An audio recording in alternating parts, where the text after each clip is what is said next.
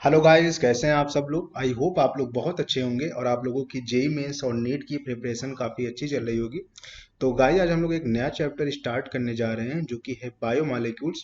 तो काफ़ी इंपॉर्टेंट है और काफ़ी आसान है, बट इसमें आपको समझने वाली चीज़ें तो कम है, बट याद करने वाली चीज़ें बहुत ज़्यादा है। बट मैं आपको बता दूं, जिस तरह से मैं पढ़ाऊंगा पूरा 1 घंटे में बायोमॉलिक्यूल्स आपका ख़त्म हो जाएगा।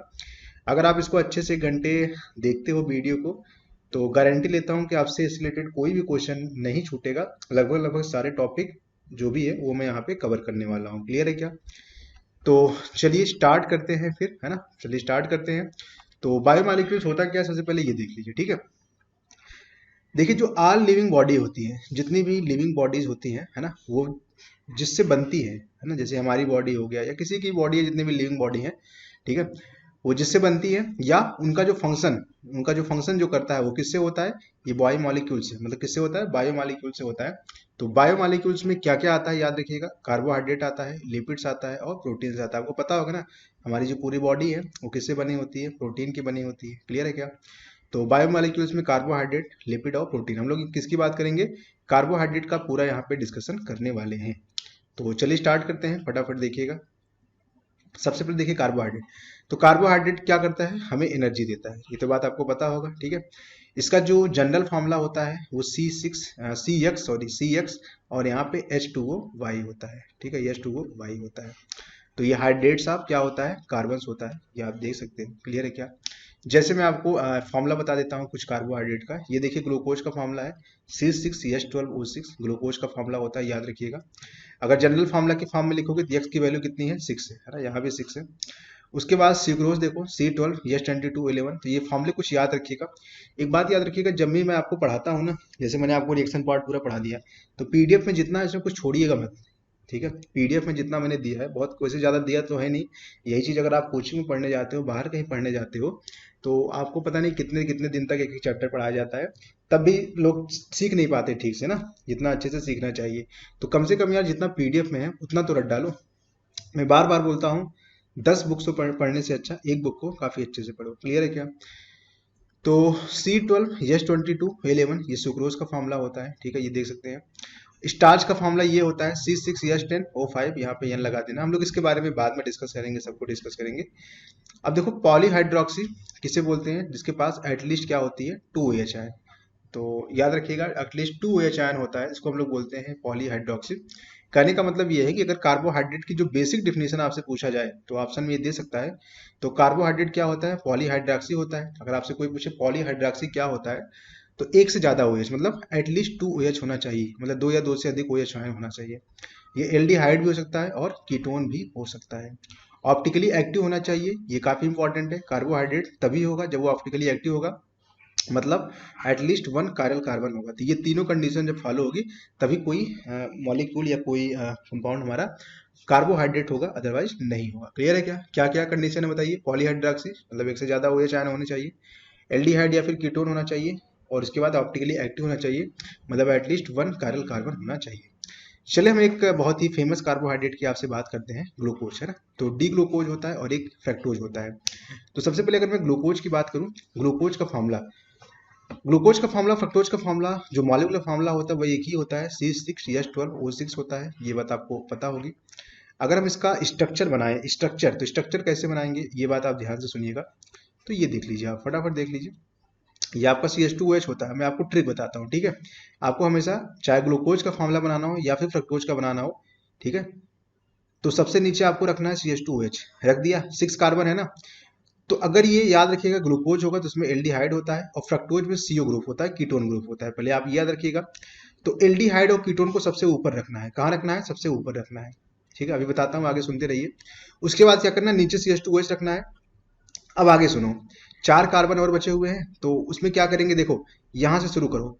HOH 2 बार लिखना है, जैसे मैं लिख रहा हूँ बिल्कुल ऐसे याद कर लो। मैं तो ऐसे याद किया हूँ। HOH 2 बार लिख लो, यानी HOH 2 बार लिख लिया। अब इसको उल्टा कर दो, मतलब OH आ जाएगा। फिर उसको उल्टा करते जाओ, है ना। फिर यहाँ पे H और OH आ जाएगा। बस यही आपका ग्लूकोज का फॉर्मूला हो जाएगा। यही काम सेम हम लोग करेंगे फ्रक्टोज के केस में। देखो, मैं आपको फ्रक्टोज का फॉर्मूला लिख के बताता हूँ, ठीक है। तो सबसे नीचे क्या लिखेंगे? CH2OH लिखेंगे। और सबसे ऊपर क्या लिखेंगे? कीटोन या एल्डिहाइड। तो यहाँ पे कीटोन लिखेंगे। अब यार बोल, अब ये बताओ, क्या सबसे ऊपर कीटोन लिखा जा सकता है क्या? नहीं। क्यों? क्योंकि कीटोन तभी होगा जब एक कार्बन इधर और होगा। तो यानी कि एक CH2OH यहाँ भी लिखते हैं। याद रखिएगा, जब भी कोई कार्बन लिखेंगे ना, उसके साथ OH जरूर होगा। तो ऊपर भी एक CH2OH यहाँ पे लिखना पड़ेगा। यानी कि 3 कार्बन हो चुके हैं, 3 और लगाना है, तो बस 3 ऐसे कर दीजिएगा। ट्रिक मैंने क्या बताया था, 2 बार HOH लिखो, HOH, फिर से HOH लिखो 2 बार, उसके बाद इसको उल्टा कर दो, मतलब यहाँ पे OH आ जाएगा और यहाँ पे क्या आ जाएगा, H आ जाएगा। और यही आपका किसका फॉर्मूला होगा? फ्रक्टोज का। किसका होगा? फ्रक्टोज का फॉर्मूला होगा। मुझे लगता है कि आपको ये सारी चीजें क्लियर हो गई होंगी। तो ग्लूकोज और फ्रक्टोज क्लियर हो गया, बताओ। अच्छा, आप बोलोगे सर ये डी ग्लूकोज और यल ग्लूकोज क्या होता है, ये बता दीजिए। तो याद रखिएगा, जो CH2 है, सबसे नीचे वाला जो CH2H होता है ना, इसके बाद जो फर्स्ट कारल कार्बन आता है, फर्स्ट कारल कार्बन नीचे से यही है ना, नीचे से अगर आप देखोगे तो फर्स्ट कारल कार्बन यही है। अगर OH राइट साइड होगा इसको डी बोलेंगे, और अगर OH लेफ्ट साइड होता है सबसे नीचे, उसको यल ग्लूकोज बोलेंगे। क्लियर है क्या? तो ये जो फॉर्मूला है ये डी ग्लूकोज है। क्लियर है क्या? आई थिंक क्लियर हो गया होगा। चलिए देखो, अगर आप सुक्रोज का हाइड्रोलिसिस कराओगे, है ना, हाइड्रोलिसिस कराओगे, तो ग्लूकोज और फ्रक्टोज बनता है। ठीक है ना, ये बात याद रखिएगा। मतलब C12H22O11 का अगर आप हाइड्रोलिसिस कराओगे तो ग्लूकोज C6H12O6 और फ्रक्टोज C6H12O6 बनता है। माल्टोज का जब आप हाइड्रोलिसिस कराते हो 2 ग्लूकोज बनता है, केवल और केवल ग्लूकोज बनता है, फ्रक्टोज नहीं बनता है। याद करिएगा, जितनी चीजें बता रहा हूँ अभी सारी चीजें समझाने वाला हूँ, टेंशन बिल्कुल बिल्कुल ना लीजिए, सब कुछ आएगा। ठीक है, अब हम लोग इसके टाइप्स की बात करते हैं। तो सैकेराइड, सैकेराइड का मतलब क्या होता है? जिसका मीठा होता है, स्वीट टेस्ट। स्वीट टेस्ट वाले को क्या बोलते हैं? सैकेराइड बोलते हैं, जिसको सैकेरम शुगर भी बोलते हैं। सैकेराइड 3 तरह के मतलब होते हैं, एक होता है मोनोसैकेराइड, एक होता है ओलिगो, और एक होता है पॉली। अब मोनोसैकेराइड में कौन कौन आता है? वही जो ग्लूकोज होता है, फ्रक्टोज होता है, ये सब ना, जिनका हाइड्रोलिसिस नहीं होता है। अगर आप ग्लूकोज और फ्रक्टोज का हाइड्रोलिसिस कराओगे, मतलब करने का मतलब सबसे छोटी यूनिट कह सकते हो कि यही हो सकता है। देख लीजिए, है ना, समझ में आ रहा है कि नहीं? तो ये बात याद रखिएगा, इसका हाइड्रोलिसिस नहीं होगा। ओलिगोसैकेराइड से अगर बात किया जाए, जिसका हाइड्रोलिसिस हो सकता है, और जिसमें नंबर ऑफ कार्बन क्या होना चाहिए, 2 से 10 यूनिट, है ना, 2 से 10 यूनिट अगर ग्लूकोज या फ्रक्टोज के आप ले लेते हो, तो वो क्या हो जाएगा? ओलिगोसैकेराइड हो जाएगा। तो ग्लूकोज और फ्रक्टोज मतलब C6H12O6 से केवल एक ही यूनिट हो, सिंगल यूनिट हो, तो ये मोनोसैकेराइड होगा। और इसका 2 से लेकर 10 यूनिट होगा तो ओलिगोसैकेराइड होगा। और पॉलीसैकेराइड का मतलब अगर 10 से भी ज्यादा यूनिट हो जाए तो उसको हम लोग पॉलीसैकेराइड बोलेंगे। क्लियर है क्या? पॉलीसैकेराइड के कुछ एग्जाम्पल बता दूं, स्टार्च और सेलुलोज होता है ना, स्टार्च और सेलुलोज होता है। ठीक है, और ये एक नॉन रिड्यूसिंग शुगर है, बाद आगे डिस्कस करेंगे आखिर ये नॉन रिड्यूसिंग शुगर क्यों होता है। ठीक है, अभी बस देख लीजिए, आगे अभी आने वाला है क्यों होता है। चलिए अब हम लोग बात करते हैं, ये सारी चीजें हो गई, है ना। अगर आप सुक्रोज का हाइड्रोलिसिस कराओगे, मैंने बताया था ग्लूकोज पर फ्रक्टोज, माल्टोज का कराओगे तो 2 ग्लूकोज, और लैक्टोज का कराओगे तो ग्लूकोज प्लस गैलेक्टोज बनता है। ये याद रख लीजिएगा, आपसे क्वेश्चन डायरेक्ट पूछा जा सकता है, अगर आप हाइड्रोलिसिस कराओगे तो क्या किसका बनेगा। ठीक है, चलो अब हम लोग कुछ मोनोसैकेराइड की बात कर लेते हैं, जो कि काफी इंपॉर्टेंट है, सबसे इंपॉर्टेंट इस चैप्टर का यही पार्ट है। तो मोनोसैकेराइड में देखिए ध्यान से, mostly carbohydrate were sweet in taste. कैसे होते हैं? टेस्ट में स्वीट होते हैं। So they are also called as sugar, तो इसलिए उनको हम लोग शुगर भी बोलते हैं। कार्बोहाइड्रेट 2 तरीके का होता है, एक होता है एल्डोज और एक होता है कीटोज। क्लियर है क्या? एल्डोज में क्या क्या आता है इसको आप देख लीजिए, एल्डो ट्रायोज आता है, एल्डो टेट्रोज आता है, और एल्डो पेंटोज और एल्डो हेक्सोज, ये सारी चीजें आ सकती हैं, है ना। और कीटोज में लिखोगे तो 3 कार्बन से शुरू करोगे तो कीटो ट्रायोज, कीटो टेट्रोज, कीटो पेंटोज और कीटो हेक्सोज, ये चारों आ सकते हैं। चलो अब आगे की बात करते हैं। ओलिगोसैकेराइड क्या होता है? देखिए, C6H22 मतलब ये मान लीजिए कि सुक्रोज है ना। सुक्रोज का अगर आप हाइड्रोलिसिस कराओगे तो ये ग्लूकोज बनेगा और ये फ्रक्टोज बनेगा। मतलब ऑन हाइड्रोलिसिस अगर आप ओलिगो को कभी भी हाइड्रोलिसिस कराओगे तो डिफिनिट नंबर आप क्या मिलते हैं? मोनोसैकेराइड। मैंने आपको बताया था ना कि ओलिगोसैकेराइड में कितने मोनो यूनिट होते हैं? 2 से लेके 10 तक। तो ये 2 से लेके 10 यूनिट तक यहाँ पे आपको इस तरह से C6H12O6 के यूनिट मिलेंगे। जैसे यहाँ पे कितने मिले हैं सुक्रोज का हाइड्रोलिसिस कराने पे? 2 यूनिट मिला है। देखो 2 यूनिट मिला ना, यानी कि सुक्रोज क्या होगा? एक ओलिगोसैकेराइड होगा। ठीक है, चलो पॉली में, पॉली का मतलब जब आप इसको हाइड्रोलिसिस कराओगे ना, इंडेफिनिट नंबर, बहुत सारे नंबर आप कुल मिला के पॉलीमर टाइप का होता है। जैसे कि अगर आप स्टार्च को देखोगे ना, स्टार्च को अगर आप हाइड्रोलिसिस कराओगे तो कई सारे मतलब n नंबर ऑफ C6H12O6 के मॉलिक्यूल मिलते हैं। ठीक है, चलो आगे बात करते हैं। ग्लूकोज का स्ट्रक्चर तो मैंने आपको बता दिया है कि डी ग्लूकोज क्या होता है, एल ग्लूकोज क्या होता है, स्ट्रक्चर तो मैंने आपको दिखा दिया, उसका ट्रिक बता दिया कि कैसे उसको याद करना है। तो ग्लूकोज क्या होता है, एल्डो हेक्सोज होता है, कि ग्लूकोज में आपका एल्डिहाइड होता है, सीएचओ दिखाया था, और हेक्सोज का मतलब 6 कार्बन होता है, तो क्या बोलते हैं इसको, एल्डो हेक्सोज बोलते हैं। क्लियर है क्या? स्वीट इन टेस्ट होगा सारे, है ना, ये स्वीट इन टेस्ट होगा, सीधी सी बात है। इसका फॉर्मूला अगर आप देखोगे जनरली फॉर्मूला यही लिखेंगे, मैंने बताया था सबसे नीचे CH2H होगा, सबसे ऊपर CHO होता है, और बीच में 4 कार्बन होता है, और CHOH होता है, तो CHEH के कितने यूनिट, 4, तो ये आपका हो जाएगा इस तरह से। क्लियर है क्या? अब मेरी बात ध्यान से सुनना, हम लोग ग्लूकोज का पता करेंगे कि ग्लूकोज में कौन कौन सी यूनिट है, कौन कौन सी रिएक्शन देता है, थोड़ा ध्यान से सुनिएगा। अगर मान लीजिए कि ग्लूकोज में आपको पता करना है कि क्या इसमें कार्बोनिल कंपाउंड है, क्योंकि आपको पता है कि देख रहे हो ना कि ग्लूकोज में कार्बोनिल यूनिट अभी तो आपको पता हो गया है, लेकिन स्टार्टिंग में जब ग्लूकोज आया होगा, है ना, दुनिया में, मतलब जब लोग वैज्ञानिक को जब या साइंटिस्ट को जब पता चला होगा ग्लूकोज, तो उन्होंने पता लगाया होगा ना कि कितने इसमें एल्कोहल की यूनिट है, कितने मतलब एल्डिहाइड है या नहीं है, कीटोन है या नहीं है, इस सब का पता लगाया होगा ना। कैसे पता लगाया होगा, तो चलिए बात करते हैं। तो अगर ग्लूकोज का जवाब KCN से, अगर आपको कभी केवल कार्बो हाँ, मतलब इसको कार्बोनिल कंपाउंड का मतलब एल्डिहाइड या कीटोन अगर आप इसका पता लगाना चाहते हो, तो KCN से रिएक्शन करा दो। KCN क्या करेगा, ये जो CHO है ना, ये जो CHO है इसमें एडिशन कर देगा, तो यहाँ पे ये माइनस आएगा, ये प्लस आएगा, इसके साथ CN जोड़ देंगे, यहाँ पे H, तो ये देखो CN आ गया, यहाँ पे OH आ गया। ठीक है, तो इस तरह से हम लोगों ने, ये एल्कोहल के साथ रिएक्शन नहीं करता, केवल कार्बोनिल कंपाउंड के साथ करता है। तो presence of carbonyl group in glucose, ये तो पता चल गया, बताइए। ठीक है, अब अगर आपको ये पता करना है कि वो कार्बोनिल कंपाउंड एल्डिहाइड ही है, क्योंकि यार कार्बोनिल कंपाउंड में दो दो होता है, एल्डिहाइड और कीटोन, अगर आपको ये पता करना है कि वो एल्डिहाइड है या कीटोन है, तो आप उसका ऑक्सीडेशन करा दो, और माइल्ड ऑक्सीडाइजिंग एजेंट ले लो या टॉलिन ले लो। टॉलिन ऑफ फेलिंग में क्या होता है, याद करो, टॉलिन ऑफ फेलिंग में क्या होता है, केवल CHO का ही तो ऑक्सीडेशन होता है, या एल्डिहाइड है तो केवल टॉलिन ऑफ फिलिंग देता था, याद है कि नहीं? तो ये CHO किस में चेंज हो जाएगा, COOH में। एल्कोहल का तो टॉलिन फिलिंग नहीं होता है, तो इससे पता चल गया कि अच्छा इसमें ग्लूकोज में एक एल्डिहाइड यूनिट है। ये सब पूछ सकता है आपसे, क्या बनता है, ग्लूकोनिक, इसको क्या बोलते हैं, ग्लूकोनिक एसिड।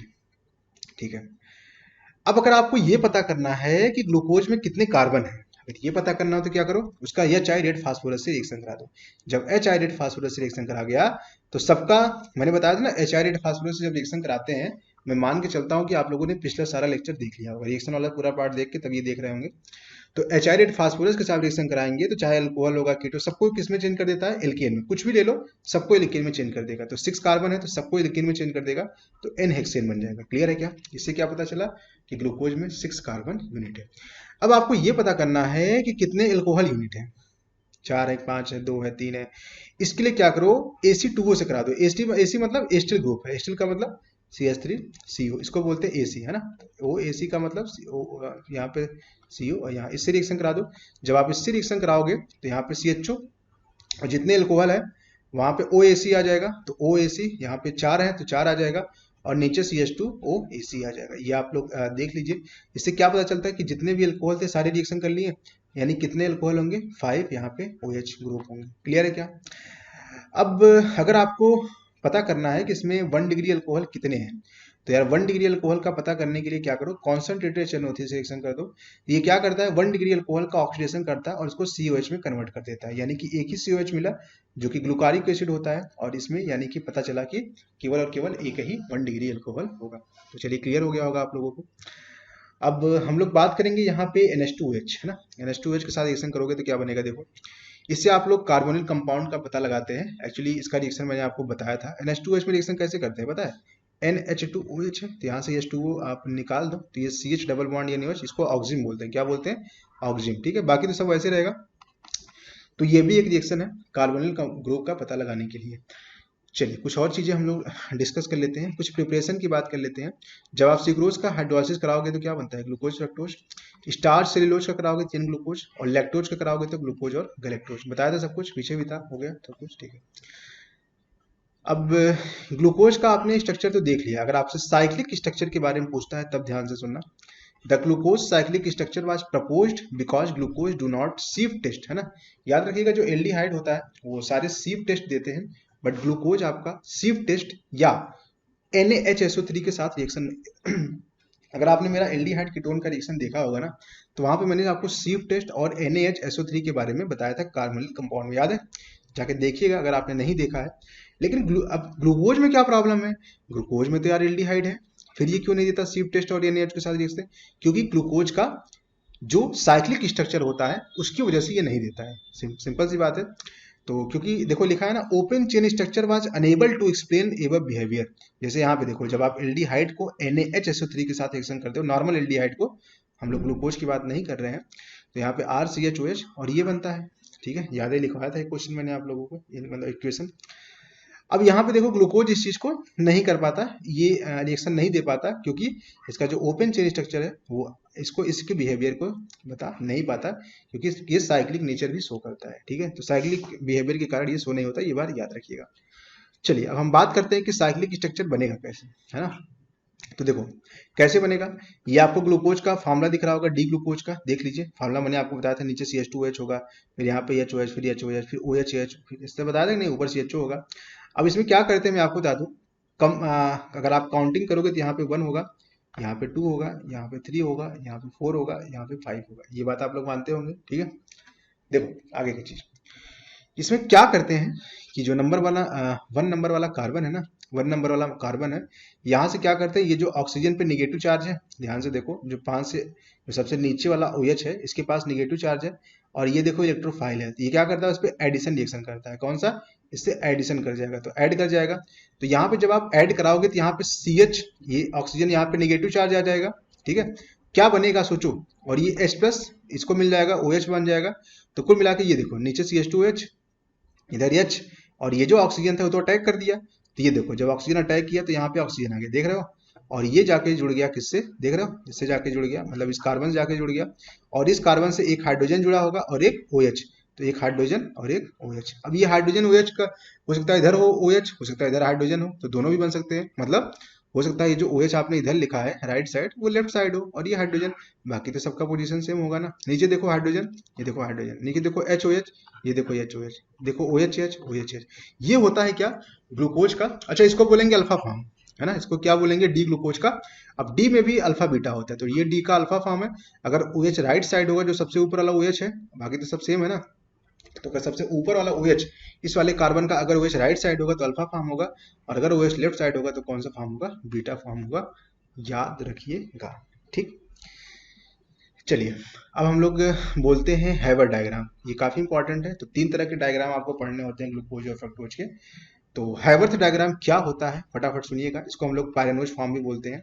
देखो याद करना बड़ा ही आसान है, तो मैं आपको बता दूं कैसे होता है ये। पहले तो ऐसे आप बना लीजिएगा, है ना, ऐसे आप बना लीजिएगा। ठीक है, यहाँ पे एक ऑक्सीजन इस तरह से। अब देखो यहाँ से शुरू करते हैं काउंटिंग, या हर चीज यहीं से शुरू करते हैं राइट साइड से।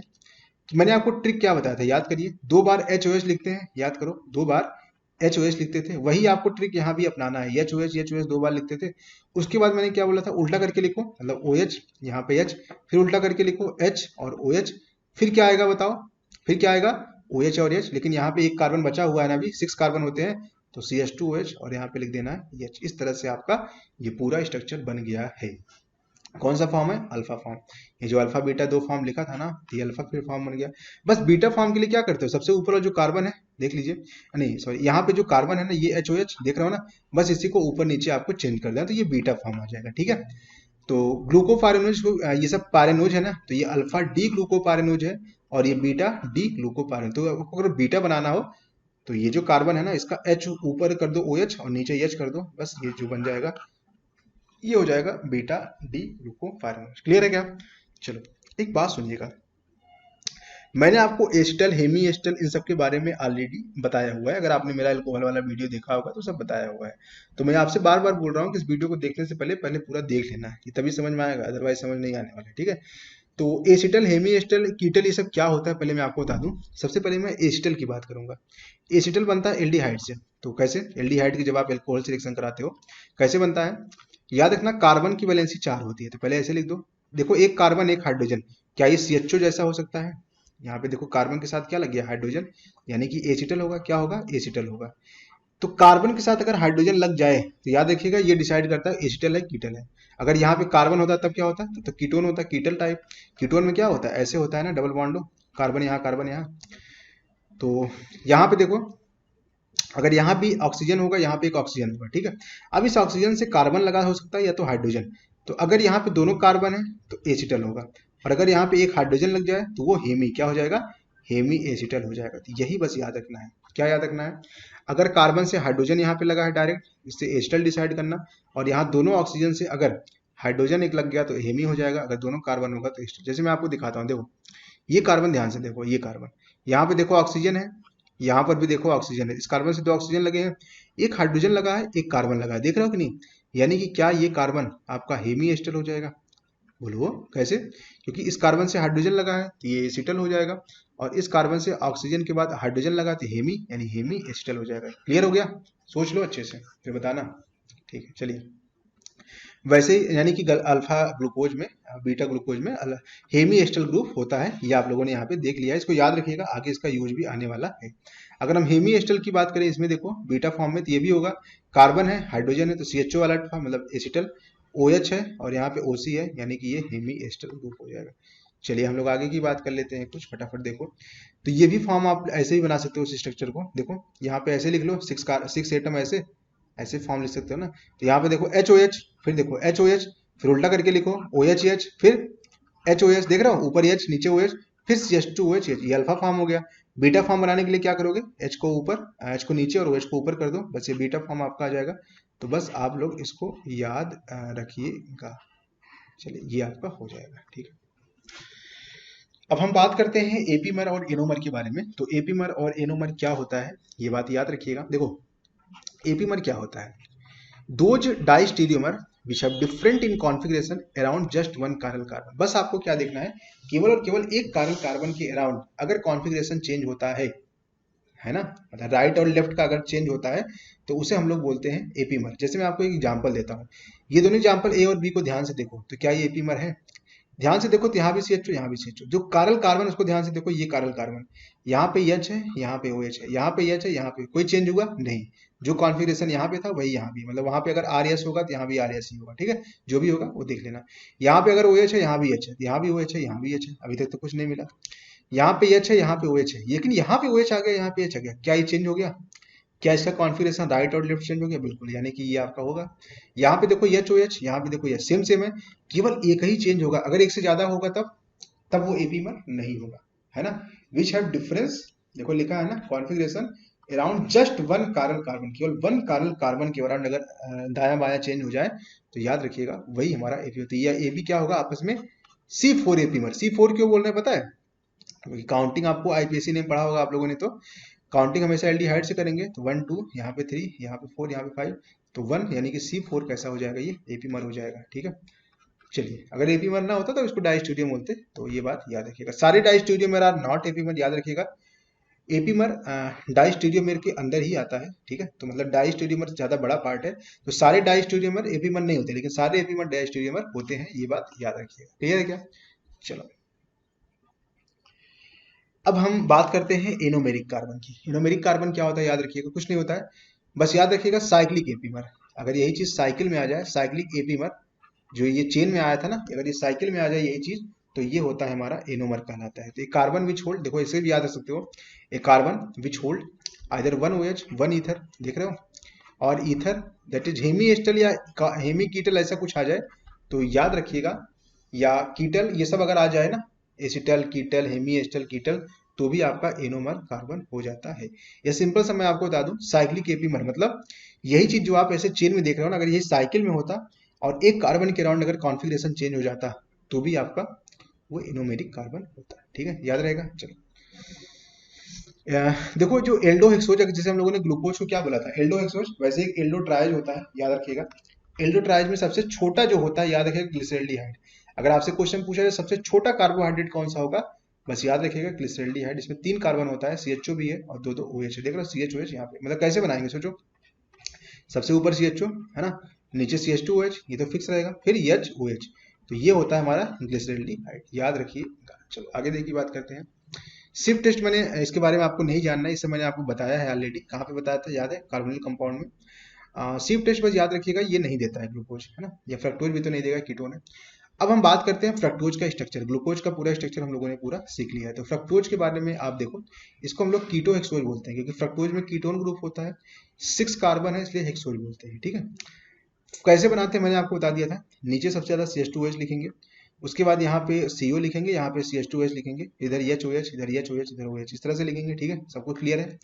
अब यहाँ पे अगर आपको साइक्लिक बनाना है तो कैसे बनाएंगे साइक्लिक, तो फिर से वही काम करेंगे, कीटोन ले लीजिए, जैसे वहाँ पे एल्डिहाइड लिए थे ना, बट यहाँ पे देखो कीटोन सेकंड नंबर पे आएगा, क्योंकि काउंटिंग यहाँ से करेंगे। अगर IPSC में जैसे काउंटिंग करते हो, पेरेंट चेन बनाते हो ना, तो 1 ऊपर होगा, 2 यहाँ होगा, और सबसे नीचे वाला जो कार्बन इसका ऑक्सीजन, तो ये एक न्यूक्लियोफाइल होगा, ये अटैक करेगा इस कार्बन पे, इलेक्ट्रोफाइल पे अटैक करेगा, एडिशन कर लेगा, यानी कि यहाँ पे जो भी स्ट्रक्चर बनेगा वो C2C5 होगा। और याद करिए ग्लूकोज में क्या था, C1C5 था, याद करिए उसमें C1 और C5 था, बट यहाँ पे C2C5 होता है, समझ में आया। तो यानी कि कार्बन नंबर 2 और कार्बन नंबर, मतलब कार्बन नंबर 2 और कार्बन नंबर 5 एक दूसरे से इस तरह से साइकिल बना रहे हैं, है ना। और वहां पे जो साइकिल बन रहा था किसमें, ग्लूकोज में C1C5 था, क्योंकि एल्डिहाइड वहां पे कार्बन नंबर 1 था।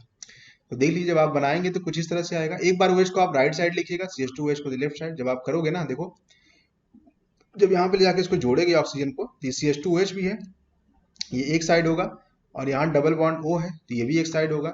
तो कुल मिला के देखो, एक साइड आपका OH होगा और एक साइड आपका CH2OH होगा। ठीक है, वैसे दूसरा बनाओगे तो OH इधर आएगा और ये इधर आ जाएगा, तो OH इधर आ जाएगा और CH2OH इधर आ जाएगा। तो ये भी आपका बीटा डी फ्रक्टोज है और ये आपका अल्फा डी फ्रक्टोज है। मुझे लगता है कि आपको ये सारी चीजें क्लियर हो गई होंगी। चलिए अब अगली बात हम लोग कर लेते हैं। अगर आप इसको बनाना चाहते हो हाइबर डायग्राम में, तो कैसे बनाएंगे। अब इसमें देखो 5 ही होगा, क्योंकि C2C5 का मतलब कितने एटम है, देखो 1 एटम, 2 एटम, 3 एटम, 4 एटम और 5 एटम। तो जो रिंग बनेगी, क्या 5 मेंबर की रिंग बनेगी।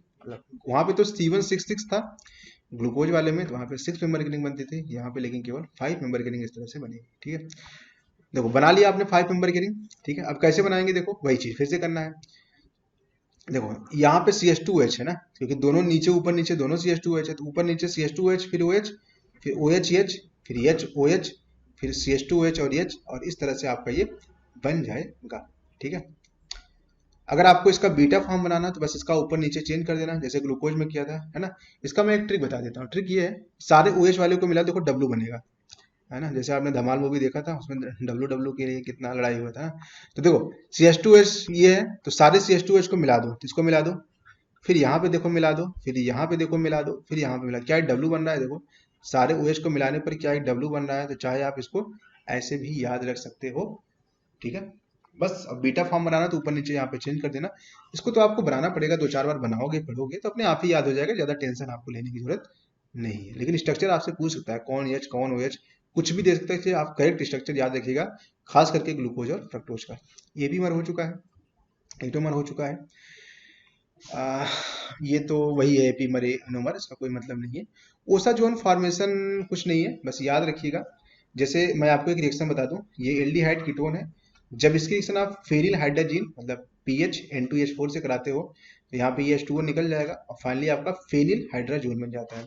उसी प्रकार के अगर आपको ओसा जोन बनाना है तो क्या करो, ये आपका ग्लूकोज है, इसके जैसे पीएच NH2 से बनाओगे तो ये बन जाएगा। आपको याद नहीं रखना है, बस याद रखिएगा ओसोजन कैसे बनता है, फेनिल हाइड्रोजन की रिएक्शन ग्लूकोज से करा रहा है, बस इतना याद रखिएगा। ग्लूकोज की रिएक्शन अगर आप फेनिल हाइड्रोजन से कराओगे तो ओसाजोन बनता है। स्ट्रक्चर यहाँ पे ओसाजोन का बना है, चाहे तो आप देख सकते हैं। ठीक है, चलिए अब हम लोग बात करेंगे मोनोसैकेराइड के बारे में। हम लोगों ने अच्छे से डिस्कस कर लिया, वो पढ़ लीजिएगा अच्छे से।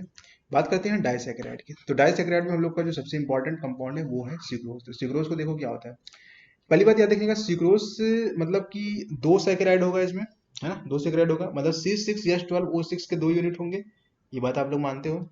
तो एक यूनिट को हम लोग बोलते हैं अल्फा डी ग्लूकोपायरेनोज और देता है बीटा डी फ्रक्टोफायरेनोज, है। कुल मिला के जो आपने अल्फा डी फॉर्म बनाया था, अल्फा डी याद है, मैंने इसको बनवाया था आप लोग को। ग्लूकोज का जो अल्फा फॉर्म था ऐसा था कुछ, याद करो, ऐसा था ना, HOH, याद करिए, यही था HOH 2 बार लिखे थे, अल्फा फॉर्म बना रहे हैं, फिर उसके बाद ऊपर नीचे करते हैं, चेंज कर देते हैं, OH, फिर यहाँ पे HOH, फिर CH2OH और ये जाता था, याद है, अल्फा फॉर्म हो गया। और बीटा फॉर्म कैसे बनाएंगे, बीटा फॉर्म फ्रक्टोज का भी बनवाया था मैंने पीछे, बस यहाँ पे मैंने बताया था OH ऊपर होगा, CH2OH नीचे होगा, याद है। ये देखो, ये देखो ना, ये देखो बीटा फॉर्म कैसे बनाते हैं, ऊपर ऊपर COH नीचे CH2OH, यहाँ पे देखो ऐसे सब ना। तो ये चीज वही बनाया गया है। यहाँ पे जब आप बनाओगे तो कैसे आ जाएगा, देखो ध्यान से, OH यहाँ पे ये सब बना लोगे आप लोग। तो जैसे स्ट्रक्चर है वैसे बना लो, ठीक है। अब एक बात आप ध्यान से सुनना है यहाँ पे, ठीक है। एक्चुअली ये नहीं है, इसमें थोड़ा अगर आप ध्यान से देखोगे तो क्या वही सेम स्ट्रक्चर है ये? बताइए, क्या इसमें वही सेम स्ट्रक्चर है? तो देख लेते हैं अगर वही सेम स्ट्रक्चर है कि नहीं है। जैसे यहाँ पे देखो, जो बीटा डी फ्रक्टोज है, इसमें देखो ओ एच ऊपर है ना, सी एच टू एच नीचे है, फिर ओ एच ऊपर है, एच नीचे है, फिर यहाँ पे एच ओ एच और यहाँ पे C H two H H है। तो देखो, क्या यही स्ट्रक्चर ये भी बना है या नहीं बना है, पहले ये बता दो। देखो ओ एच ऊपर है ना, ओ एच ऊपर है, सी एच टू एच नीचे है, फिर ओ एच ऊपर है, एच नीचे है, फिर एच ऊपर है, ओ एच नीचे है, फिर सी एच टू एच ऊपर है और ओ एच नीचे है। क्या यही स्ट्रक्चर वो भी था? मतलब यहाँ पे, सॉरी, यहाँ पे एच होगा, यहाँ पे हाइड्रोजन होगा। क्या यही स्ट्रक्चर बना है? देख के बताइए, देख के बताइए, क्या यही स्ट्रक्चर बना है यहाँ पे? बिल्कुल यही बना है, देख लीजिए, यही बना है ना, यही बना है। बट यहाँ पे काउंटिंग किधर से करते हैं, क्या बताओगे? काउंटिंग हमेशा यहाँ से करते हैं, 1 2 3 4 इधर से करते हैं, 1 2 3 इधर 4 हो जाएगा, इस तरह से काउंटिंग करते हैं, बताइए। तो लेकिन एक बात इसमें आपको समझने की बात है, सुक्रोज में याद रखिएगा, समझने वाली बात ये है, एक्चुअली जो बीटा डी फ्रक्टोज का जो आप फॉर्मूला पीछे लिखे हो ना, वो ये है, वो ये फॉर्मूला है ना, वो यही फॉर्मूला है। बट ये अगर आप यहाँ पे ये यूज करोगे, इसको ध्यान से सुनना, मैं क्या क्या बोल रहा हूँ, आप सोच सकते हो अभी समझ ना पा रहे हो, बट अभी आप समझ जाओगे चीजों को। आप बोलोगे सर इसमें इसमें तो कोई डिफरेंस ही नहीं है, दोनों सेम सेम तो लिखा है, कोई डिफरेंस ही नहीं है दोनों में। बट मैं आपको एक्चुअली बता दूं, ये एक्चुअल फार्मूला है जो मैंने आपको पीछे बताया था ना, ये उसका एक्चुअल फार्मूला है। तो काउंटिंग यहाँ से करते हैं, C2 यहाँ पे आता है तो 2, काउंटिंग हमेशा इधर ही से करते हैं, ये नंबर 1 कार्बन होता है, ये 2 होता है, चाहे आप देख सकते हैं यहाँ पे, इधर मैं पीछे लिखवाया था ना, यहाँ पे आप जाके देख सकते हो। तो कार्बन नंबर देखो, यहाँ से काउंटिंग करते हैं ऊपर से ना, तो ऊपर न काउंटिंग करते हैं, मतलब क्या, ये C2 था ना, और C1 कहाँ था, ये देखो C1 था, ये देखो C2 था, ये C3 था, ये C4 था, ये C5 था। तो कहने का मतलब ये है, देखो ध्यान से, ये कार्बन नंबर 1 हो गया, ये कार्बन नंबर 2 हो गया, ये कार्बन नंबर 3 हो गया, कार्बन नंबर 4 5, इस तरह से करते हैं पूरा, बताओ। लेकिन प्रॉब्लम ये होती है ना, इसको हम लोग नहीं यूज करते, एक्चुअली इसको 180 डिग्री पे रोटेट कराते हैं। अब ये पूरा 3D स्ट्रक्चर होता है, जो आप हाइड्रो डायग्राम देख रहे हो ना, 3D स्ट्रक्चर होता है। कैसा 3D? जब आप इसको 180 पे रोटेट कराओगे, मतलब इस कार्बन को यहाँ लेकर आओ, इस कार्बन के पास, और इस कार्बन को यहाँ लेकर आओ, ठीक है। जब रोटेट कराओगे तो आप जो सोच रहे हो वैसा नहीं बनेगा। एक्चुअली क्या होता है, जब रोटेट कराने पे, जब 3D स्ट्रक्चर होता है, ये CH2OH चला जाता है इसके पास, है ना, और इसका ऊपर वाला इसके नीचे आ जाता है, और इसका नीचे वाला इसके ऊपर चला जाता है, और ये ऊपर वाला इसके पास आ जाता है। बस यही करते हैं। क्लियर हो गया? चलिए मैं फिर से बता देता हूँ, देखो फिर से बता देता हूँ। जब आप इसको 180 डिग्री रोटेट करोगे, ये यहाँ पे आ जाएगा, कहाँ पे, यहाँ पे हाइड्रोजन के पास, और ये चला जाएगा CH2OH के पास, और ये CH2OH यहाँ पे आ जाएगा, और ये हाइड्रोजन यहाँ पे चला जाएगा। ठीक है क्या? तो देखो क्या बनेगा, ध्यान से देखो क्या बनेगा, ठीक है। तो ये बात बताओ, तो ये तो था मेन स्ट्रक्चर, तो यहाँ पे हाइड्रोजन था, अब ये यहाँ पे चला जाएगा, तो ये देखो यहाँ पे हाइड्रोजन आ गया। दोनों सेम स्ट्रक्चर नहीं है एक्चुअली, मैंने दोनों सेम बोल दिया था, बट यहाँ पे सेम नहीं है, क्योंकि यहाँ पे पहले क्या था, OH था, यहाँ पे पहले OH था, अब क्या आ गया, हाइड्रोजन आ गया। अब इसको ध्यान से देखो, और ये जो OH था वो यहाँ पर आ गया OH, और ये जो नीचे CH2OH था वो यहाँ पे चला गया, और इधर वाला इधर आ गया, यहाँ पे CH2OH आ गया। लेकिन अब काउंटिंग किधर से करेंगे? पहले काउंटिंग इधर होती थी 1 2 3, अब तो उधर चला गया ना, तो अब नंबर 1 यहाँ आ जाएगा, नंबर 2 यहाँ पे आ जाएगा, नंबर 3, नंबर 4, नंबर 5, इस तरह से करते हैं। क्या आपको समझ में आया? आया कि नहीं आया, पहले ये सोचो। आई थिंक आ गया होगा आप लोगों को, ठीक है ना, बताइए। चलिए, अगर यहाँ तक आपको क्लियर हो गया होगा सारी चीज़ें, तो मैं आपको कुछ चीज़ें और बता देता हूँ, ध्यान से सुनिएगा। देखो देखो, अब क्या करते हैं, जब आपने इतना कर लिया, यहाँ से H2O निकाल देते हैं, ये यहाँ से, इधर से H, इधर से OH, एक H एक OH निकाल दीजिएगा, H2O निकाल दीजिएगा, और फाइनली जो हमारा बनेगा वही हमारा प्रोडक्ट हो जाएगा। तो ये देखो, ये हमारा फाइनली प्रोडक्ट बन जाएगा। तो कुल मिला के ये हमारा कौन सा कार्बन था, बताइए? ये 1 नंबर कार्बन था, ये 2 नंबर कार्बन था, है ना, और यहाँ पर भी वैसे ही था, है ना। तो एक बात बताइए, यहाँ पे आपने क्या समझा, यहाँ पे आपने क्या समझा, ये आपने यहाँ पे ये समझा कि ये आपका कार्बन नंबर 1 था, तो क्या ये C1 था, ये C2 था, तो यानी कि C1C2 बन रहा है, कौन सा, C1C2 बॉन्ड बन रहा है ना। और इस बॉन्ड को हम लोग क्या बोलते हैं, याद रखिएगा, ग्लाइकोसिडिक बॉन्ड बोलते हैं। अब ग्लाइकोसिडिक बॉन्ड क्या होता है, मैं आपको बता दूं। अगर किसी, मान लीजिए ऑक्सीजन है, जैसे आप ईथर होता, ईथर कैसे होता है, दोनों तरफ कार्बन होता है ऑक्सीजन के, लेकिन अगर ऑक्सीजन की इधर भी कोई कार्बोहाइड्रेट हो और इधर भी कोई कार्बोहाइड्रेट हो, तो अगर ऑक्सीजन के दोनों साइड को कोई कार्बोहाइड्रेट यूनिट है, तो उस बॉन्ड को हम लोग बोलते हैं ग्लाइकोसिडिक बॉन्ड। और ये बॉन्ड कैसे होगा, C1C2, क्योंकि इधर का C1, क्योंकि काउंटिंग इधर से कर रहा हूँ, 1 यहाँ पे 2 है, तो C1C2 है ना, क्योंकि ग्लूकोज में तो यहाँ पे नंबर 1 होता है, तो 1 2 यानी कि ग्लाइकोसिडिक। तो आपसे क्वेश्चन क्या पूछेगा, आप यही सोच रहे होंगे ना, आपको यही सोच रहे होंगे सर इसमें क्वेश्चन क्या पूछेगा। तो क्वेश्चन आपसे ये सबसे पहले ये पूछेगा कि डाइसैकेराइड जो सुक्रोज है उसका हाइड्रोलाइसिस करोगे तो क्या बनेगा, या सुक्रोज बनता कैसे है। तो अल्फा डी याद रखिएगा, ये पूरा याद रखिएगा, अल्फा डी ग्लूकोपायरेनोज और बीटा डू फ्रक्टोफेरोनेज से बनता है, याद रखिएगा, ठीक है।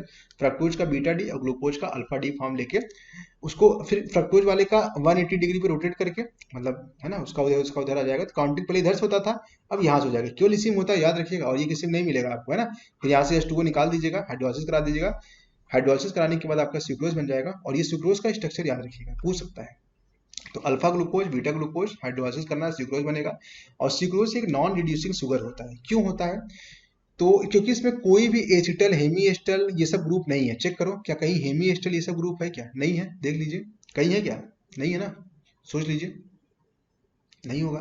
क्यों, क्योंकि हेमी एस्टल एस्टल तभी से इस कार्बन की बात करते हैं, क्या ये हेमी एस्टल नहीं, क्योंकि एक ऑक्सीजन तो है, दूसरा ऑक्सीजन कहाँ है बताओ, क्योंकि एक कार्बन से दो दो ऑक्सीजन लगे होने चाहिए ना, तभी तो हेमी एस्टल एस्टल ऐसा कुछ बोलोगे।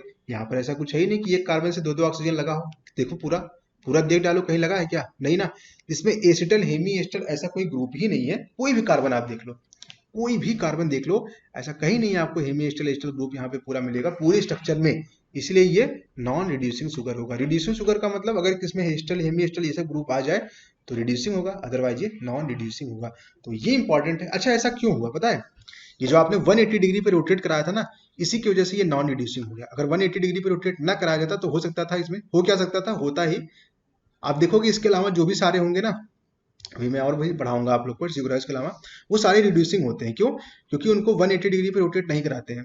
यहाँ पे सुक्रोज को 180 डिग्री पे इसको इधर लाने के लिए जो मैंने किया था, इसकी वजह से, है ना, क्योंकि इधर ही वाला पार्ट हमेशा क्या होता था, ये बताता आपका रिड्यूसिंग होगा या नहीं होगा। आपने तो इसको उधर लेके गए, H2 को निकाल दिया, बेचारा वो तो खत्म हो गया, इसलिए ये नॉन रिड्यूसिंग हो गया था। ये ट्रिक याद रखिएगा, क्या याद रखिएगा कि सुक्रोज को 180 डिग्री घुमाया था, इसलिए वो नॉन रिड्यूसिंग हुआ, क्योंकि उसमें से हेमी एस्टल एस्टल ग्रुप गायब हो गया था। आप बोलोगे सर दिखाओ, तो अभी दिखाता हूँ, अभी दिखाता हूँ। और जो रिड्यूसिंग शुगर होता है ना, वो कार्बोहाइड्रेट क्या होता है, पॉजिटिव टॉलरेंट और फिलिंग टेस्ट देता है, ठीक है ना। और जो नॉन रिड्यूसिंग होगा वो नहीं देगा, ये बात याद रखिएगा, ठीक है। चलिए, जैसे जैसे सारे मोनोसैकेराइड, आपके जो मोनोसैकेराइड जितने भी होते हैं सारे रिड्यूसिंग, जैसे डी ग्लूकोज, ग्लूकोज कैसा होता है, CHO ग्रुप है, यानी कि वो फेलिंग और टॉलरेंट टेस्ट देगा, वो एक रिड्यूसिंग शुगर होगा, है ना। आप बोलोगे सर वो कैसे देगा हेमी एस्टल, तो हेमी एस्टल भी तो एल्डिहाइड ही है ना, हेमी एस्टल भी क्या है, एल्डिहाइड है। तो जिसमें हेमी एस्टल ग्रुप या एस्टल ग्रुप होगा, याद रखिएगा वो भी एक रिड्यूसिंग शुगर होगा, और वो भी पॉजिटिव टॉलरेंट या फेलिंग टेस्ट देता है, याद रहेगा, बताओ, क्योंकि एल्डिहाइड से ही हेमी एस्टल बनता है ना। चलो, या इस तरह से देखो, हेमी एस्टल का मैंने फॉर्मूला बना दिया है। अगर कार्बन से दो ऑक्सीजन और एक कार्बन एक हाइड्रोजन, हाइड्रोजन क्या डिसाइड करेगा, एस्टल एसिटल, और यहाँ पे ऑक्सीजन से अगर हाइड्रोजन लग गया तो हेमी एस्टल। यहाँ पे देखो एस्टल क्या होगा, दोनों ऑक्सीजन, है ना, एस्टल क्या होगा, एक हाइड्रोजन एक कार्बन, ये आपका एस्टल हो जाएगा। कीटल सी सी सी, देखो सब सब कार्बन कार्बन है, कीटल हो जाएगा। एक कार्बन एक हाइड्रोजन हो गया, ये क्या हो जाएगा, हेमी कीटल हो जाएगा। मुझे लगता है कि आपको ये सारी चीजें क्लियर है। जैसे बीटा डी ग्लूकोज, बताओ ये है बीटा डी ग्लूकोज का, क्या ये इसमें हेमी एस्टल या एस्टल ग्रुप है, बताओ। हाँ बिल्कुल है, देखो ये दिख रहा है, ऊपर OH है नीचे H है। इस कार्बन को ध्यान से देखो तो दो ऑक्सीजन लगे हैं, देखो एक ऑक्सीजन से हाइड्रोजन लगा है, एक ऑक्सीजन से इधर देखो कार्बन लगा है, यानी कि ये हो जाएगा हेमी, इसको हेमी बोलेंगे।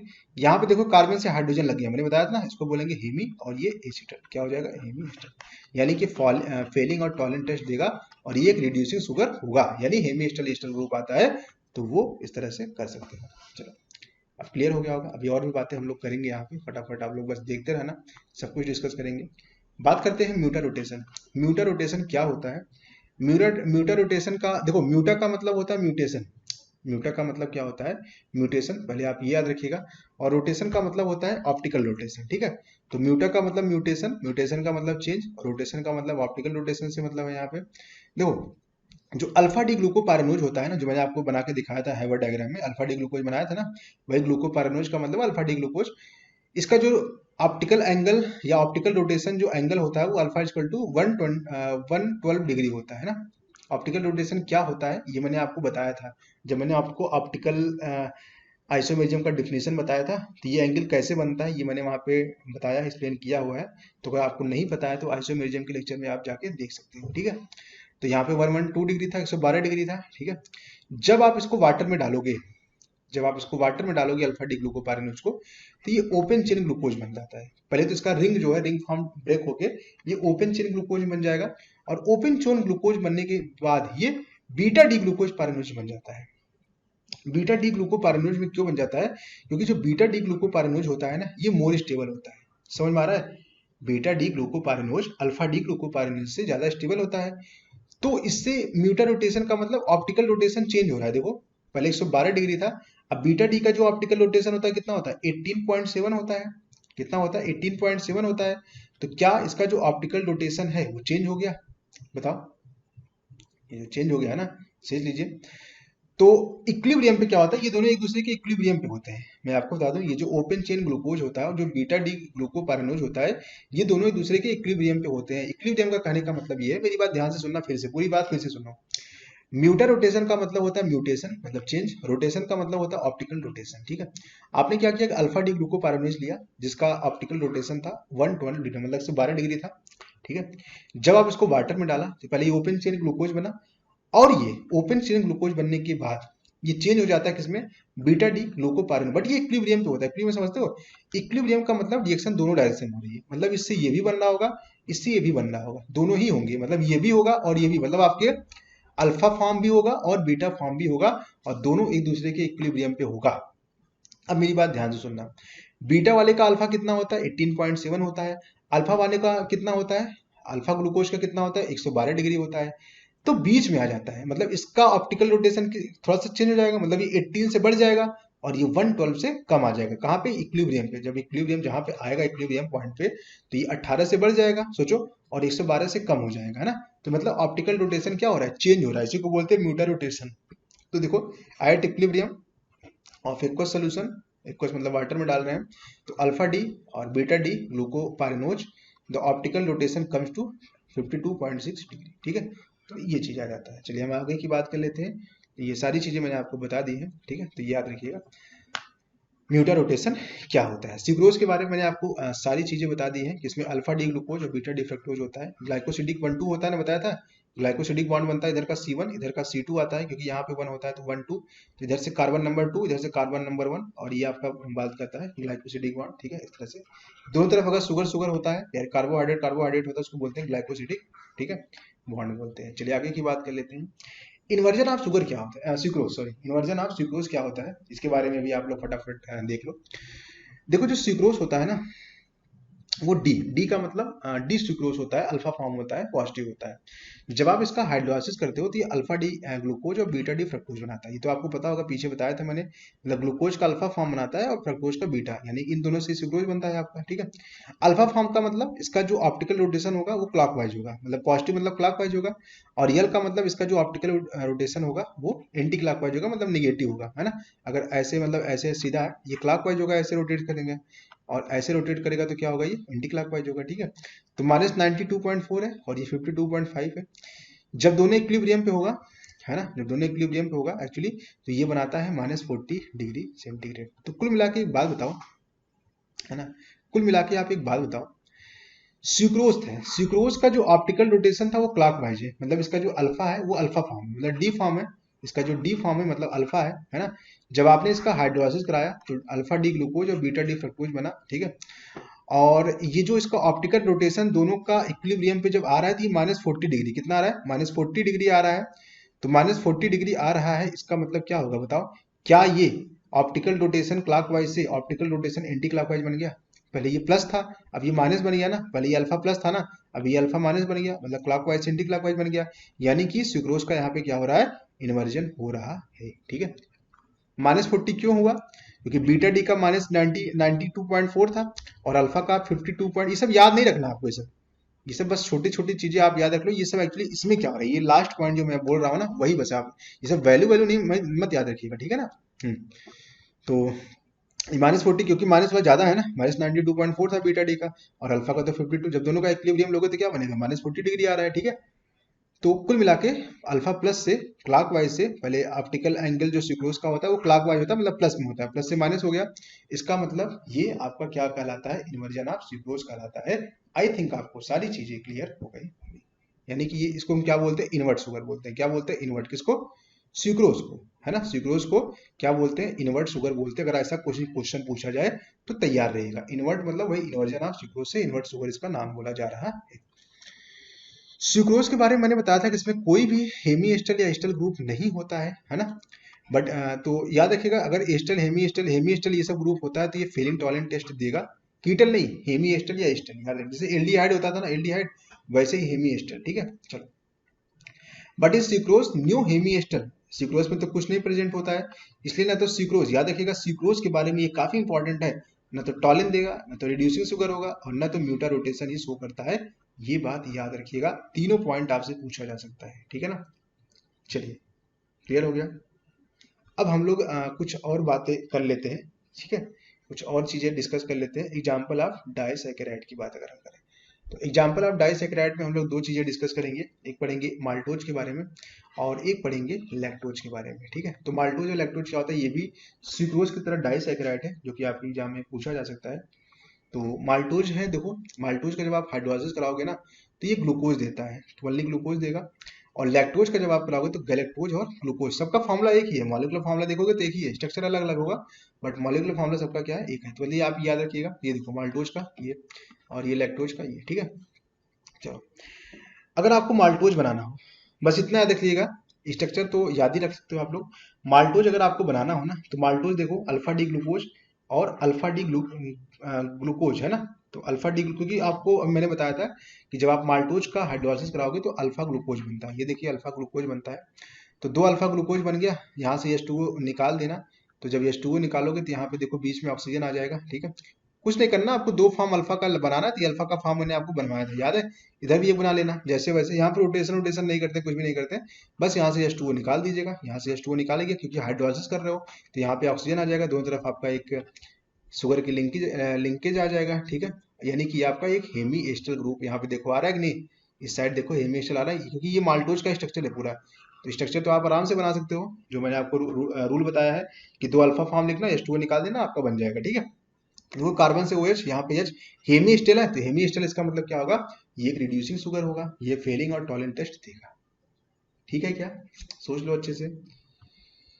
चलिए हम आगे की बात कर लेते हैं। तो यानी कि ये आपका रिड्यूसिंग शुगर होगा, पॉजिटिव फॉलिन टेस्ट, म्यूटा रोटेशन, ये सब चीजें ये करेगी। बट ये सब सुक्रोज नहीं करता है, याद रखिएगा, क्योंकि इसमें हेमी एस्टर ग्रुप नहीं होता है, ठीक है। चलिए, हो गया ये। इसमें C1C4 बनेगा। आप बोलोगे क्यों सर, C1C2 वहां बन रहा था सुक्रोज में, क्योंकि सुक्रोज में आपने रोटेशन कराया था, तो यहाँ पे काउंटिंग इधर से करेंगे 1 2 इधर, और ये आपको यहाँ पे भी करेंगे तो 1, देखो 1 2, यहाँ पे 3, यहाँ पे 4 आ रहा है ना। काउंटिंग हमेशा राइट साइड से ही करते हैं, बट सुक्रोज में काउंटिंग एक बार लेफ्ट से क्यों हो गया था, क्योंकि आपने वहां पे 180 से रोटेट कराया था तब। तो C1 और कौन सा है, C4, तो C1C4 है, तो C1C4 अल्फा ग्लाइकोसिडिक। अल्फा क्यों बोल रहे हैं, क्योंकि दोनों ही अल्फा फॉर्म है, इसलिए अल्फा ग्लाइकोसिडिक बॉन्ड। तो क्लियर हो गया। चलो, लैक्टोज, लैक्टोज को हम लोग बोलते हैं मिल्क शुगर। जो दूध थोड़ा थोड़ा मीठा आता है कि नहीं, आपने देखा होगा, अगर आप दूध पीते होंगे तो थोड़ा थोड़ा मीठा होता है, क्यों होता है, क्योंकि लैक्टोज के कारण, ठीक है ना।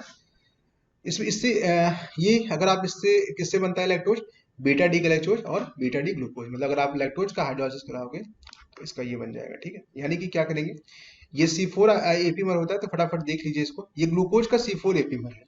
जो गैलेक्टोज होता है ये ग्लूकोज का C4 एपीमर, जैसे मैं आपको एपीमर पढ़ाया था।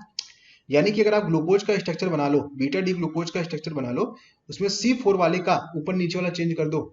एपीमर मतलब क्या होता है, कॉन्फ़िगरेशन चेंज। तो C4 वाले का कॉन्फ़िगरेशन चेंज करना तो वो बीटा डी ग्लाइकोज, जैसे मैं आपको बना के दिखा देता हूँ।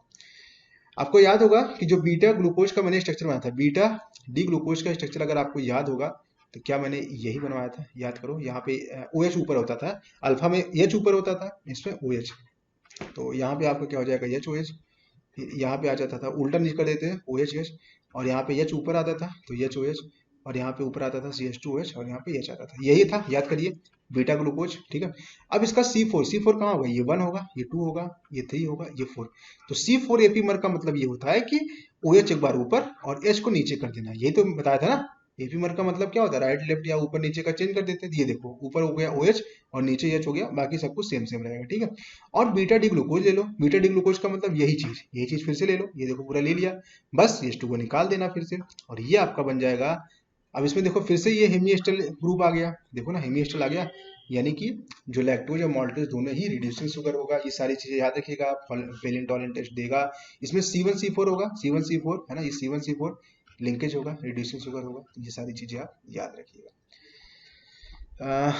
बस दो चीजें और हैं, कुछ पॉलीसेकेराइड की बात कर लेते हैं। दो एग्जाम्पल अब बस आपको याद रखना है ना। अगर पूछेगा तो यही पूछेगा और इससे बाहर आपसे नहीं पूछा जाएगा, ठीक है ना। तो पॉलीसेकेराइड में आपको बस दो एग्जाम्पल याद रखना है, एक तो स्टार्च याद रखना है और एक किसको याद रखना है आपको, सेलुलोज को याद रखना है। तो सबसे पहले हम लोग स्टार्च की बात करते हैं। स्टार्च, ये याद रखिएगा, स्टार्च जो होता है ना, प्लांट पे जो एनर्जी स्टोर्ड होता है वो स्टार्च के ही फॉर्म में होता है ना। ये तो आपको समझ में आता होगा, अगर आप बायो के स्टूडेंट हो, मैथ वाले हो तब भी जान लो, एनर्जी स्टोर्ड इन प्लांट, ठीक है। जेई मीन्स मतलब मैथ का मतलब जेई मीन्स है, ठीक है। It is polymer of alpha D glucose, याद रखिएगा। ये जो स्टार्च होता है ना, ये अल्फा डी ग्लूकोज का पॉलीमर होता है, ये भी बात आप याद रखिएगा। इसमें C1C4 बॉन्ड होता है। कौन सा बॉन्ड होता है? C1C4 बॉन्ड होता है अल्फा डी ग्लूकोज में, ये भी बात आपको याद होनी चाहिए। It is a mixture of two polysaccharide, ये दो पॉलीसेकेराइड का मिक्सचर होता है, एक एमाइलो का और एक एमाइलोपेक्टिन का। इस देखो एक बात याद रखिएगा, इसमें आपको सब कुछ पढ़ना है। स्टार्च में जितना इस स्लाइड में लिखा है, गारंटी लेता अगर आप इतना याद कर लोगे, स्टार्च से रिलेटेड कोई क्वेश्चन आ जाएगा, आप गलती नहीं करोगे। क्या क्या पूछेगा अभी बताता हूँ। तो ये मिक्सचर होता है दो पॉलीसेकेराइड का, मतलब स्टार्च जो होता है दो पॉलीसेकेराइड का मिक्सचर होता है। किसका किसका? एमाइलोज का और एमाइलोपेक्टिन का, ठीक है। एक बात और याद रखिएगा, यही पूछेगा आपसे क्वेश्चन में, एमाइलोज जो होता है वो वाटर सॉल्युबल होता है, बट एमाइलोपेक्टिन जो होता है वाटर इनसॉल्युबल। क्वेश्चन आया हुआ है इसलिए बता रहा हूँ, ये क्या होता है? वाटर इनसॉल्युबल, इसे याद रखिएगा, ठीक है। और जो एमाइलोज होता है ना, ये भी याद रखिएगा, ये लीनियर पॉलीमर क्या होता है? अल्फा डी ग्लूकोज, मतलब बहुत सारे अल्फा डी ग्लूकोज लिख लो। अल्फा डी ग्लूकोज का फॉर्मूला आता है बनाना ना, H2H2H2 निकालते जाओ, क्या एक पॉलीमर बन जाएगा? सोचो।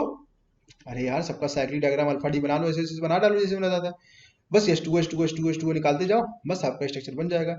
तो linear polymer of alpha D glucose C1C4 glycosidic bond बनता है, इसको बोलते हैं एमाइलोज। तो एमाइलोज क्या होता है? वाटर सॉल्युबल होता है और लीनियर पॉलीमर होता है अल्फा डी ग्लूकोज का, C1C4 ग्लाइकोसिडिक बॉन्ड बनता है। इमाइलोपेक्टिन क्या होता है? इसका परसेंटेज ज्यादा होता है, ये वाटर इनसॉल्युबल होता है, ये ब्रांच पॉलीमर होता है अल्फा डी ग्लूकोज का। यही बस याद रखिएगा, आपसे स्ट्रक्चर नहीं पूछेगा, आपसे बस यही लाइन पूछेगा कि जो इमाइलोपेक्टिन होता है ये तो वाटर इनसॉल्युबल होता है, याद रखिएगा। और ब्रांच पॉलीमर किसका होता है? ब्रांच, लीनियर नहीं, याद रखने का, ये भी पूछेगा आपसे। इमाइलोज क्या होता है? ये लीनियर होता है, लेकिन जो इमाइलोपेक्टिन होता है ये ब्रांच पॉलीमर होता है, तो ये भी याद रखिएगा, ठीक है क्या? सोच लो। इसमें पहली बात तो केवल अल्फा डी ग्लूकोज ही है, तो ये सबसे पहले थी अल्फा डी ग्लूकोज। बट जो अल्फा डी ग्लूकोज है दो पार्ट से है, तो एमाइलोज से आया है और एक एमाइलोपेक्टिन से आया है। तो ये सारी चीजें आपको याद रखनी है, बिल्कुल भी कंफ्यूज नहीं होना है, ठीक है। लास्ट है सेलुलोज, इसके बाद ये चैप्टर आपका कंप्लीट हो जाएगा। सेलुलोज में क्या होता है? जो प्लांट सेल वाल होता है ये सेलुलोज का बना होता है, आपको पता होगा। ये प्लांट का जो सेल वाल होता है वो किसका बना होता है? सेलुलोज का। ये पॉलीमर होता है बीटा डी ग्लूकोज का, वो अल्फा का था, ये बीटा डी का। इसमें भी C4 C1C4 सब में C1C4 ही है, बस C1C2 एक ही जगह था, कहाँ पे?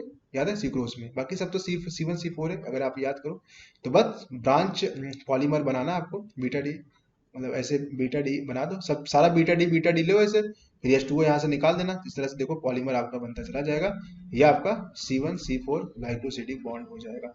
बस यही आपको दो तीन लाइन याद रखने हैं।